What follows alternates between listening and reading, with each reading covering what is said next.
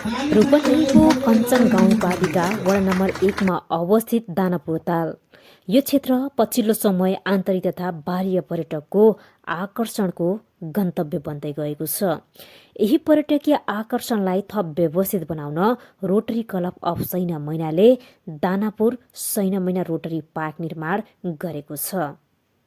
तालको अवलोकनका लागि आउने पर्यटकहरूलाई विश्राम गर्न सहज होस् भन्ने उद्देश्यले निर्मित यस पार्कको शनिबार एक विशेष समारोहका बीच उद्घाटन गरिएको छ।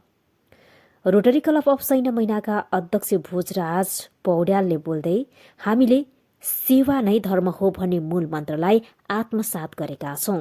पर्यटकलाई सुविधा पुगोस् र पर्यावरण पनि जोगियोस् भन्ने हेतुले यो पार्क निर्माण गरेका छौं। यसमा सबैको साथ र ऊर्जाले हामीलाई सफलता मिलेको छ। उहाँले रोटरीले केवल पार्क मात्र होइन, सामाजिक उत्तरदायित्व अन्तर्गत विद्यालयहरूमा आइसिटी ल्याब जडान र कम्प्युटर सामग्री वितरण गरी विद्यार्थीहरूको सिकाइमा समेत सहयोग पुर्याउँदै आएको छ। आँखा उपचार, शारीरिक रूपमा अशक्त र विपन्न वर्गका लागि सहारा बन्दै आएको रोटरीले रचनात्मक कार्यलाई प्राथमिकता दिँदै आएको छ। प्राकृतिक सुन्दरता र मानवीय सेवाको यो सङ्गमले दानापुर तालको गरिमालाई अझ उच्च बनाउने विश्वास गरिएको छ।